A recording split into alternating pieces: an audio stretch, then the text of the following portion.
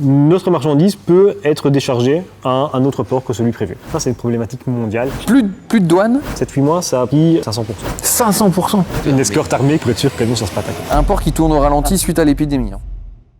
On vous explique des trucs. Le 8. Le 8 parce que c'est belge. Alors pourquoi on est deux déjà? Mais qui êtes-vous, monsieur? Moi, c'est Cédric, responsable entre autres de la logistique chez Tsume. Et donc, on est là pour vous expliquer un peu toutes les petites problématiques qu'il y a actuellement sur les transports. Qui nous concernent majoritairement, c'est le transport maritime, avec énormément de soucis au départ de Chine, ce qui nous impacte particulièrement. On se rend bien compte, là, actuellement, on est quand là? On est en septembre. Rentrée début 2021. Moi, je me rends compte que les statuts que moi j'attends pour vérifier qu'elles sont bonnes et qu'on peut envoyer au client final, elles sont pas là. Non. Alors que je devais en avoir quand même un sacré petit paquet là. Effectivement, pas mal de produits qui devaient arriver et on est face à une problématique mondiale qui touche le transport maritime. On va essayer de revenir vers le tout début en fait parce que là on arrive en pleine crise. Enfin, c'est juste maintenant que ça se ressent, mais ça fait déjà un bout de temps que ça a commencé. C'est ça, ça a commencé avec le Covid bien évidemment, où on s'est retrouvé avec un ralentissement global des envois. Alors, Covid, la première salve qu'on a eue, nous, de problématiques de Covid, c'était avant le nouvel an chinois 2021. Ok, donc ça c'était le premier problème du Covid, c'est-à-dire la première et deuxième vague. Et après ce retour du nouvel an chinois, donc février 2021, nous on s'est déjà rendu compte qu'il y avait quelques galères. Il y avait quelques galères qui sont en fait expliquées par le fait que suite à ce Covid, tous les conteneurs doivent être désinfectés avant d'être chargés. Pour t'expliquer le principe, le conteneur il est chargé, il part sur le bateau, il arrive, il est livré, il va pas repartir en Chine à vide. On recharge le conteneur pour le faire repartir vers un autre port. Et en période de Covid, chaque conteneur devait être totalement désinfecté, séché, etc. Ça prenait un laps de temps assez long avant d'être rechargé. C'est-à-dire que le conteneur part du point A, il va jusqu'au point B, donc là où il livre, donc dans un autre pays, machin. Exactement. Une fois qu'il est vide, il doit être complètement nettoyé. Complètement nettoyé, intérieur-extérieur. Intérieur-extérieur. Une fois qu'il est complètement nettoyé, il peut aller se recharger en marchandises à un autre endroit en fait. Exactement. Après une période de séchage, le sol est souvent aussi en bois. Du coup, avec de la marchandise comme la nôtre par exemple, ça pourrait très bien humidifier les cartons, quoi que ce soit. Donc il y a une période de séchage aussi à respecter. Et donc là où le conteneur il s'est déchargé, c'est pas l'endroit où on le nettoie en fait. Il doit repartir soit chez un transporteur, soit au port pour être nettoyé. D'accord, donc il doit revenir dans sa zone de tri pour être nettoyé. C'est ça. Donc en fait, il y a le temps de transport pour le ramener au centre de tri, le nettoyage, enfin la désinfection, le séchage. Il repart à un autre point pour être rechargé, il repart au port pour repartir sur le bateau et repart ensuite en mer. Et ces protocoles sanitaires de nettoyage sont toujours en place. Ils sont toujours en place actuellement. Ça commence à être un peu allégé, mais c'est toujours effectif selon les zones qui sont les plus touchées. Le transport, ce qui compte, c'est le temps. Le temps de livraison, etc. Plus tu prends du temps, plus tu perds d'argent. Et donc, ils ne voulaient pas les nettoyer, les désinfecter, quoi que ce soit. Donc, ils laissaient les conteneurs un peu à l'abandon et préféraient en prendre des autres qui étaient déjà prêts, mais ils ne renettoyaient pas ceux-là. J'ai vu des photos de conteneurs qui étaient à l'abandon aux États-Unis, dans les cambrousses, dans les champs, et posés là, ils allaient chercher autre chose, quoi. Ce qui a créé une pénurie. Donc en fait, là, tu es en train de me dire que ça coûtait moins cher de prendre un nouveau conteneur, enfin un nouveau ou un qui était déjà en circulation, et de laisser celui qui était, entre guillemets, contaminé par la marchandise d'avant, parce que ça coûte moins cher de prendre un nouveau conteneur que de nettoyer le conteneur. C'est un gain de temps. Chaque jour perdu en transport maritime, que ce soit au chargement, quoi que ce soit, si tu as booké un conteneur sur un tel bateau et qu'à cause de ce nettoyage, tu loupes le bateau, tu te prends des milliers d'euros d'amende dans les dents. Donc ils préféraient faire comme ça. Ce qui a créé une pénurie qui montre un peu la variation de conteneurs produits pour les dernières années et de conteneurs mis au rebut, donc qui sont mis sur le côté, qui sont plus utilisés. Les parties vertes, c'est les conteneurs qui ont été produits. Donc c'est-à-dire c'est la construction de nouveaux conteneurs qui sont mis en circulation. Okay. Vous voyez 2017, 2018, 2019, 2020, ça commence à diminuer. Par contre, la quantité de conteneurs mis au rebut, elle ne fait qu'augmenter, avec, je dirais, un petit 3,5 millions en 2020. Donc on a produit beaucoup moins que ce qu'on a jeté. Ce qui a créé justement un manque de conteneurs sur le marché et cette pénurie, cette difficulté de trouver des conteneurs pour expédier la marchandise et l'augmentation des prix. Encore, c'est que la partie réservée à un conteneur en fait. Ouais, c'est avant qu'il soit transporté. C'est déjà compliqué de trouver un conteneur pour mettre nos marchandises. Ensuite, une fois que, alléluia, on trouve un conteneur, il faut le mettre sur le bateau, il faut trouver le bateau. Oui. Donc ça, c'est l'autre partie. Ça, c'est l'autre partie qui est aussi pas évidente. Mais voilà, la première difficulté qui a créé vraiment ce premier gros problème après le Nouvel An chinois, ça a été cette pénurie de contenu. Donc là, on n'a pas les chiffres sur 2021 encore, mais vu les problématiques aussi pour avoir de la matière première pour produire, j'imagine bien que la production va encore diminuer et que les rebuts vont au moins rester stables, quoi. Ok. Du coup là, je remets un peu dans le truc, on était sorti juste après le Nouvel An chinois 2020. Voilà. C'est ça. Voilà, c'est ça. Donc c'est là où il y a cette période où on se rend compte en fait qu'on a une pénurie de conteneurs. Maintenant on sait pourquoi, parce que Ça s'est fait petit à petit sur cette période-là, ça n'a pas été en s'améliorant. Comme toujours, hein, les gens jouent le jeu, puis qu'il y en a un ou l'autre qui commence à faire comme ça, les autres se disent s'ils font comme ça et que on fait pareil, et puis voilà. dans cette période on a eu encore une autre galère en plus de ça, logistique. On a eu une belle galère au mois de mars 2021, donc juste après Noël en Chine, on a eu le porte-conteneur Ever Given qui a loupé son créneau. Son frein à main. On le sait, hein, il a fait un frein à main le mec, il a dit allez pour la déconne je fais un 360, raté. Il s'est planté dans le canal de Suez, donc ça a encore bloqué pendant plusieurs jours, voire semaines, le trafic. Quand ça s'est libéré, ça a engorgé tous les ports adjacents. D'ailleurs, on a un conteneur, nous, au lieu de passer par là, il a fait tout le tour de l'Afrique. C'est ça, il s'est dit tant pis, écoute. Moi, c'est bouché, je prends la bif. Il a contourné l'Afrique et tout ça, il est passé. Machin. Je me rappelle que tu avais mis des visuels à ce moment-là, oui. Où on voyait vraiment tous les points GPS des bateaux et il y avait vraiment un engorgement de ouf. Il y avait un engorgement, le canal de Suez, tu avais tous les bateaux qui justement contournaient également. Et après, c'était une horreur quand tu arrivais vers le nord, Méditerranée, et au-dessus, Le Havre, Rotterdam, Anvers. On a tout ce bazar qui se retrouve en point d'entrée et de sortie du canal de Suez. Ouais. Mais c'est pareil, en fait, tout ça, ça a bougé d'un coup et c'est arrivé... Ça a bougé d'un coup et tout ce qui était bloqué là s'est retrouvé après bloqué, justement, dans les ports, que ce soit Marseille, Le Havre, Hambourg, Rotterdam, Anvers. Nous, nos conteneurs arrivent soit à Rotterdam, soit à Anvers et sont retrouvés bloqués pendant plusieurs jours à quelques centaines de mètres ou un kilomètre du port en attendant de pouvoir justement accoster et décharger la marchandise. Oui, en attendant leur tour en fait. Ouais, c'est ça, quoi, c'est comme à la boucherie. Et je me rappelle aussi qu'on a un conteneur, parce qu'il nous arrive tout le temps d'histoires avec nos conteneurs, il était reparti avec le bateau qui faisait un autre arrêt ailleurs et on a dû attendre que le bateau y revienne. Oui. Alors effectivement, il n'a pas pu être déchargé au port parce que même s'ils prennent plus de temps à y arriver, ils ont un temps limite sur place. Ah oui, parce qu'il doit repartir. Voilà, et du coup, il n'avait pas été déchargé, donc il était reparti à un autre port, redéchargé là-bas, redispatché après. Il faut savoir aussi que dans les derniers updates qu'on a eu des transporteurs, ils nous annoncent très clairement que suite à tous ces problèmes encore de congestion qui sont d'actualité, notre marchandise peut être déchargée à un autre port que celui prévu. Ah d'accord, parce que donc ils peuvent le mettre où ils veulent selon les problèmes qu'ils ont, en fait, qu'ils rencontrent. Mais toi, faut que tu envoies un camion pour aller le chercher. Imaginons, ils vont nous dire pour des raisons logistiques, votre conteneur a été déchargé à Marseille. Deux solutions, vous attendez le prochain bateau qui peut le charger pour l'amener à Anvers ou Rotterdam, ou alors vous faites venir un camion à Marseille. Mais vous faites venir un camion, vous vous démerdez. Disons qu'on fait venir un camion, on organise le transport, par contre ça va être tel prix, quoi. Et en parlant aussi de la douane, parce que du coup la douane doit être faite ailleurs que là où elle est faite habituellement. Que ce qui était prévu dans les papiers, parce que c'est pareil, quand tu envoies ton conteneur, tu as toute une liasse de paperasse qui va avec, les papiers officiels qui te permettent de faire rentrer ta marchandise dans un autre pays que celui où ça a été produit. Mais dans ces papiers, tu dis aussi à quel endroit ça doit être déposé. Exactement. Et ça veut dire que si tu as un souci et que c'est pas posé au bon endroit, tu peux avoir des emmerdes avec tes papiers, quoi. Dans cette période-ci, ils sont assez compréhensifs. Oui.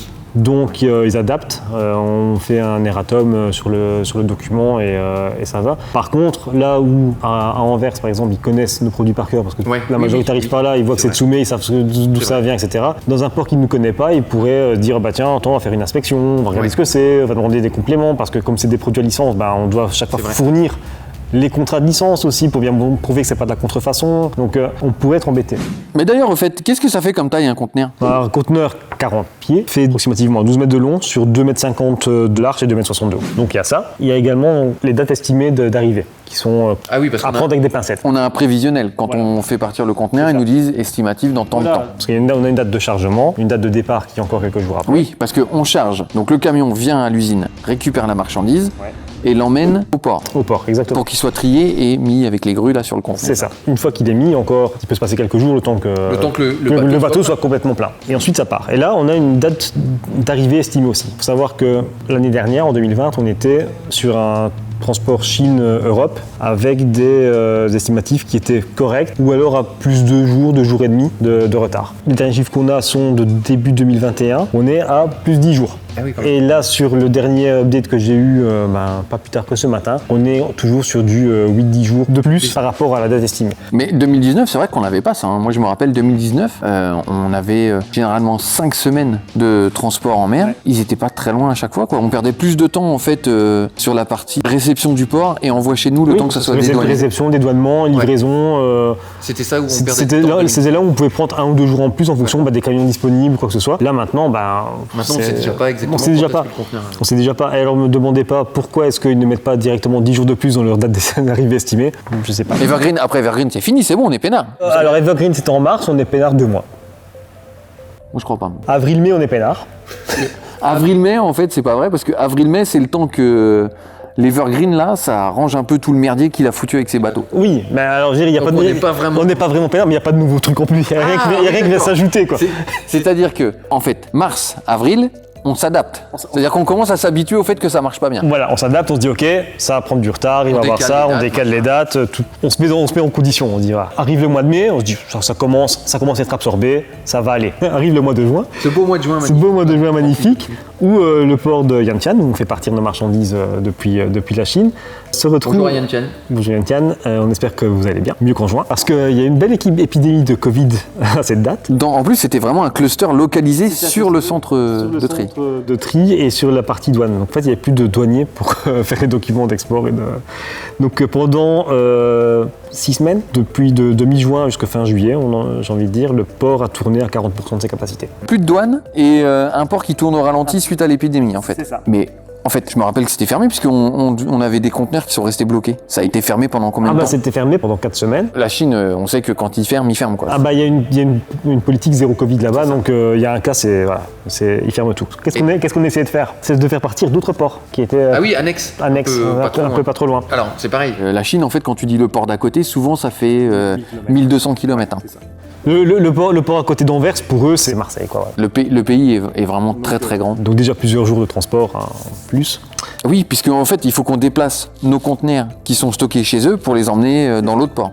C'est toujours simple. Hein. Et quand on arrive à ce port, même problématique que ce dont je te parlais tout à l'heure avec Anvers-Marseille par exemple, ou Marseille ou Anvers. ils connaissent pas nos produits. Du coup, inspection. Ah bah. On fait péter le seau, ouverture du conteneur, statuts. ouverture des statuts.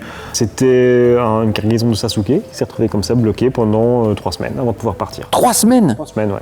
Oui, parce qu'une fois que l'inspection est faite et que c'est libéré, il faut rebooker un bateau. Parce qu'il a raté le départ. Parce qu'il le prévoit pas dans le truc. Non, il ne le prévoit pas. Par contre, là, il ne nous facture pas d'amende, hein, parce que c'est pas de notre fait.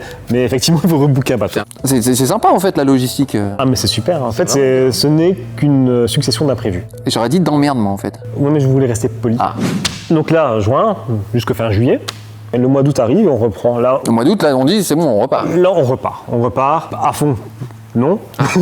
Mais là, actuellement, on arrive à booker 4 conteneurs par mois, avec toujours des délais qui peuvent être quelque peu rallongés, ça malgré le prix exorbitant des conteneurs. Ah oui, par contre, ça c'est un truc qui touche tout le monde, ça, parce que c'est. Enfin, c'est encore pareil, tous ces trucs-là, ça nous touche tous. Bah, ça touche tout le monde, ça touche tous les secteurs d'activité. Il faut pas croire, là on parle pour Tsoumé, effectivement, parce qu'on est, on prêche pour notre paroisse, on explique notre cas en particulier, mais Alors moi, tous les secteurs d'activité ont été touchés. Sur ce point-là, je voudrais revenir parce que pourquoi c'est encore plus flagrant chez nous? Parce que nous, au niveau de la logistique, on travaille vraiment en flux tendu. C'est-à-dire que quand tu bookes les conteneurs pour qu'ils arrivent jusqu'en Europe, moi j'attends la réception de ces conteneurs, une partie en stockage et une partie chez nous, pour que je puisse effectuer l'échantillonnage. Et c'est cet échantillonnage qui donne le go aux pièces qui sont en stock pour les livraisons chez les clients. Donc en fait, dès qu'on a un impact sur les transports, ça se ressent tout de suite sur la livraison en fait, parce qu'on n'a pas de stock.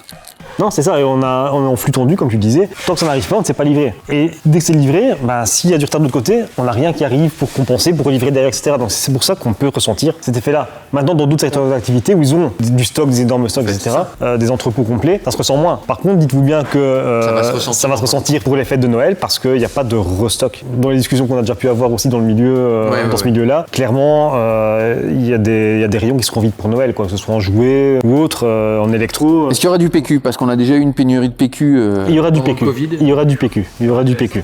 Donc, du coup, oui, nous, on est tout de suite impactés par ces problèmes-là. J'ai envie de dire, pour les autres secteurs d'activité qui, eux, ont plus l'habitude d'avoir un stock, entre guillemets, tampons, de marchandises, tout ça, nous, dès qu'on reçoit, on fait un échantillonnage et on envoie tout ce qu'on a, en fait.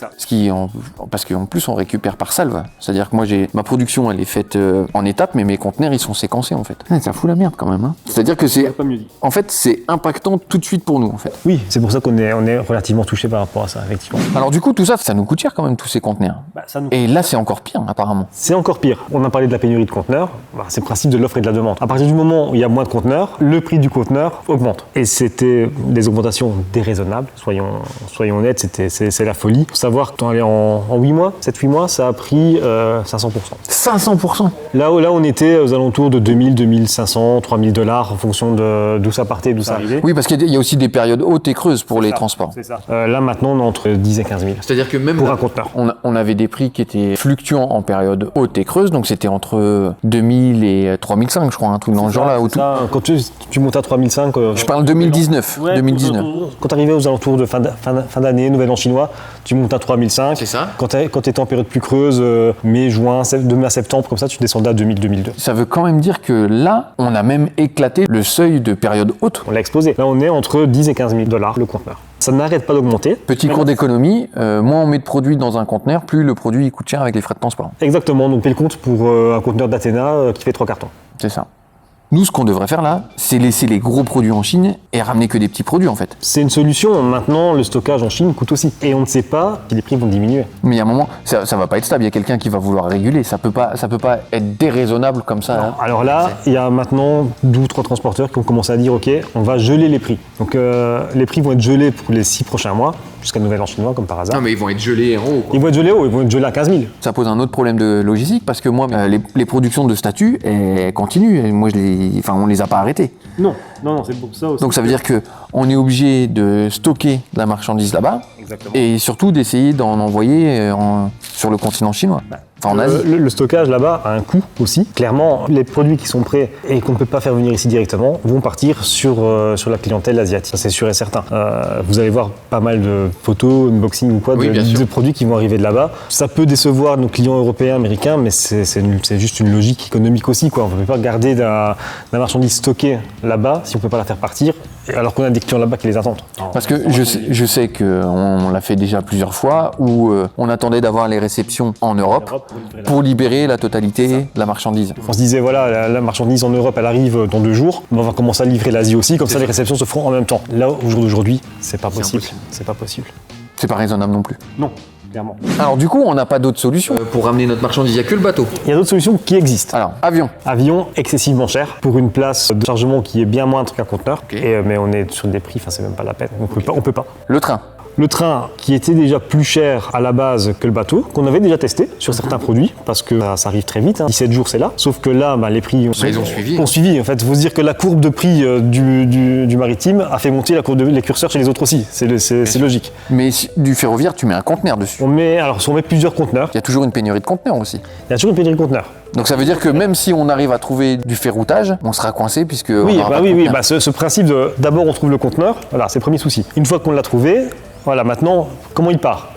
Maritime, qui est le plus facile, parce que malgré tout, on trouve quand même encore relativement de la place sur les bateaux. Le ferroviaire, on peut trouver de la place aussi, c'est excessivement cher, on disait entre 25 et 30 000 dollars le conteneur. Avec la problématique géopolitique qui vient s'y mêler, la ligne traverse des pays sensibles et on nous a déconseillé de l'utiliser parce qu'on n'a pas de garantie que si on ne se trouve pas bloqué à la frontière là-bas, il ne puisse pas passer. Mais on a pensé aussi à la route. On a pensé à la route, avec un transport routier qui prend, lui, entre 15 et 20 jours depuis la Chine vers l'Europe, en traversant le Kazakhstan et la Russie. C'est pas ce qu'il y a de plus ouf non plus. Les prix sont assez élevés aussi, donc on est sur du 20 000, 22 000, avec des pays sensibles aussi. Mais il n'y avait pas une histoire d'escorte pour les véhicules ? Par rapport à certaines zones de certains pays, en fait, il doit y avoir une escorte armée qui doit accompagner pour être sûr que le camion ne se fasse pas attaquer.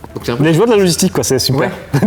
C'est bien le bateau en fait. Ce que tu as prévu pour qu'on puisse avoir un flux, entre guillemets, assez correct jusqu'au nouvel an chinois, c'est qu'on pourrait réserver 4 conteneurs sûrs par mois. C'est sûr. Voilà. On faisait ça parce que de toute façon, on devait le faire au moins 4 à 6 semaines à l'avance, les réservations, pour être sûr d'avoir les conteneurs et le bateau. On est obligé d'anticiper encore plus qu'avant en fait, puisque la demande est plus forte. Avant, on pouvait le faire une semaine à l'avant. Oui.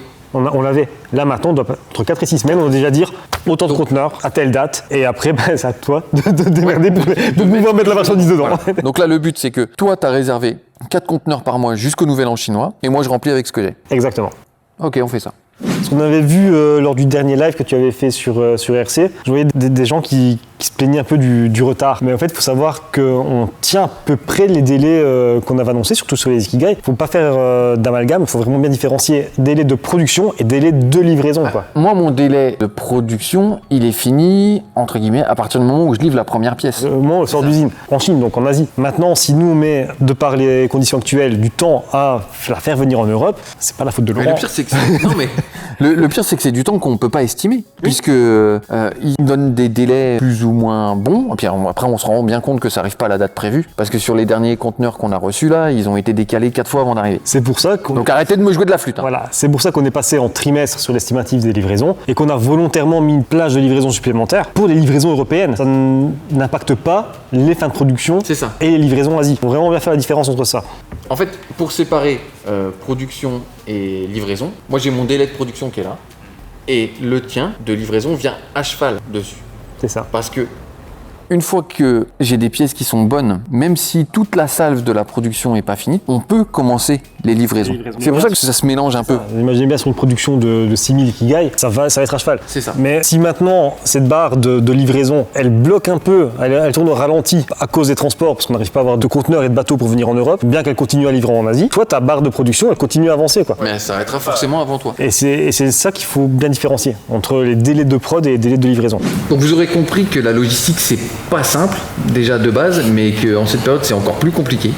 Qu'on essaie de faire ce qu'on peut pour avoir un maximum de choses pour que vous puissiez avoir les statuts chez vous. On a une visibilité là sur les 6 prochains mois qui est plutôt correcte.